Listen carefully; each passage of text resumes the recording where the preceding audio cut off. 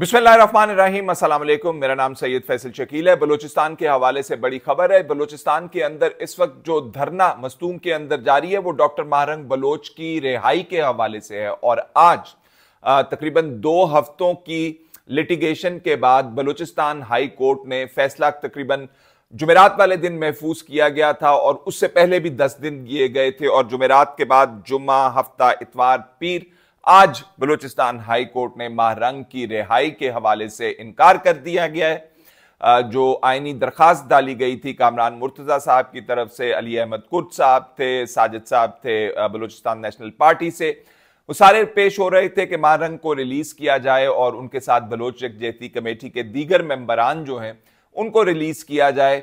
आज Balochistan high court के 2 रुकनी बेंच, जिसकी सरबराही chief justice Balochistan high court खुद कर रहे हैं, उन्होंने कहा है नहीं।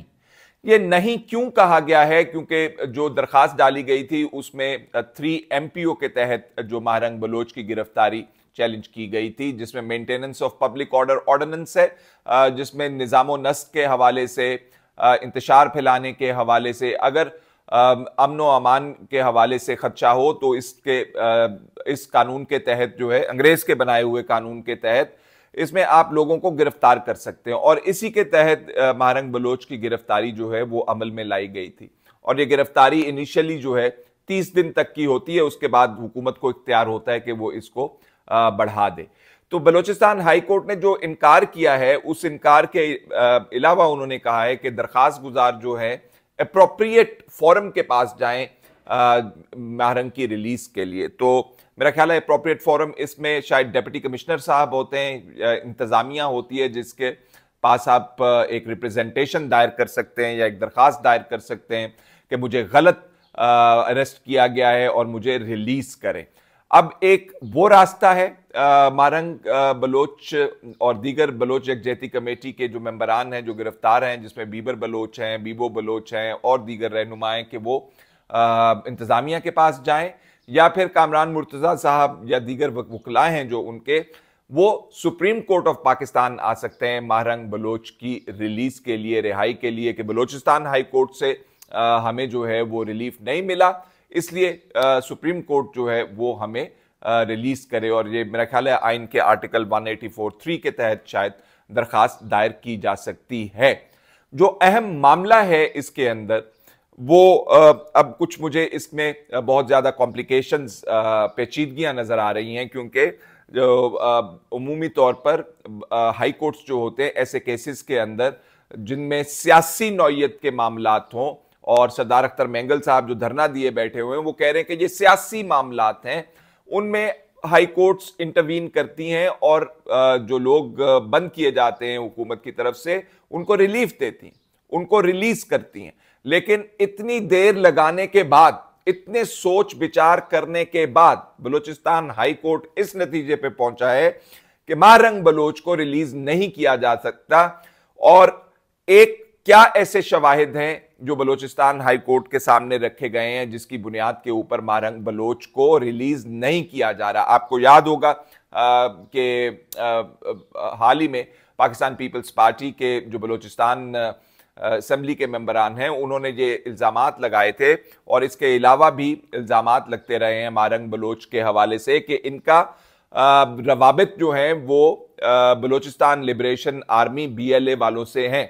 और यहां तक कहा गया कि ये सियासी चेहरा है बलूचिस्तान लिबरेशन आर्मी का।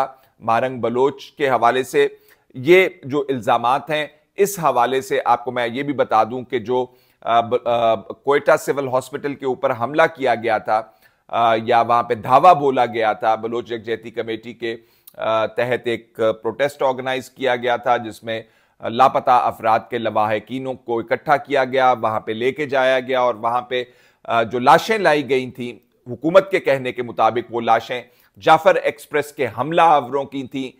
यहां पे जो प्रोटेस्ट किया गया महरंग बलोच के अंदर, उसमें कहा गया कि ये लवाहकीन जो मिसिंग पर्सन्स के हैं वो शनाख्त करना चाहते हैं कि ये लाशें किन की हैं और किन की नहीं है, और उन 5 लाशें उठा के भी ले गए थे।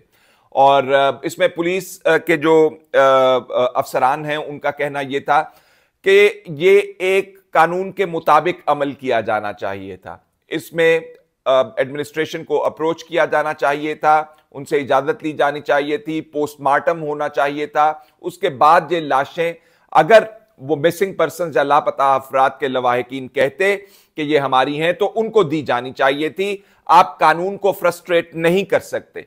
कानून तो उस दिन फ्रस्ट्रेट हुआ, क्योंकि बाद में पुलिस ने रेड्स भी की, और बाद में जो सरियाब रोड के बाद सरियाब रोड के ऊपर एक धरना हुआ, उसमें भी 3 लाशें मिली।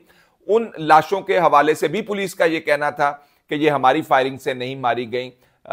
ये बलोच यकजहती कमेटी वाले बताएं कि ये किस तरह इनकी हलाकतें हुई हैं, और ये राहगीर हैं, ये बलोच यकजहती कमेटी के मेंबरान भी नहीं है। तो उसकी पादाश में भी बलोच यकजहती कमेटी के मेंबरान और महारंग बलोच के ऊपर मुकदमा दायर हुआ है, वो जो सरियाब रोड से लाशें मिली थी पुलिस के कहने के मुताबिक। तो मामलात महारंग के लिए बहुत पेचीदा हो गए हैं, और सुप्रीम कोर्ट में अब यह मामला आ सकता है। और मैं आपको यह भी बता दूं कि इसमें जो सियासी तौर पर मामलात खराब हुए हैं, जिसमें कल एक ऑल पार्टीज कॉन्फ्रेंस मुनक्कद की गई है, जिसमें सियासी तौर पर डायलॉग के हवाले से बातचीत करने की बात की गई है। और सरदार अख्तर मेंगल साहब, जो कि 19 दिन हो गए सड़क के ऊपर मस्तूम के अंदर मौजूद हैं, उनके लिए भी मजीद पेचीदगियां जो हैं वो अब सामने आ गई हैं। धरनों का, लॉन्ग मार्च का होता यह है कि आप इतनी जब लंबी करते हैं तो फिर रिस्क आपके पास ये होता है कि लोग आहिस्ता आहिस्ता थक जाते हैं, और लोग जो है आहिस्ता आहिस्ता आपका धरना छोड़ना शुरू कर देते हैं। तो सरदार अख्तर मेंगल साहब के लिए भी एक बहुत सख्त सिचुएशन जो है वो डेवलप हो गई है। फिलहाल इतना ही जी। मजीद इस मुकदमे के हवाले से तफसीलात होंगी तो वो आपके सामने जल्दी रखेंगे। इजाजत दीजिए, अल्लाह हाफिज।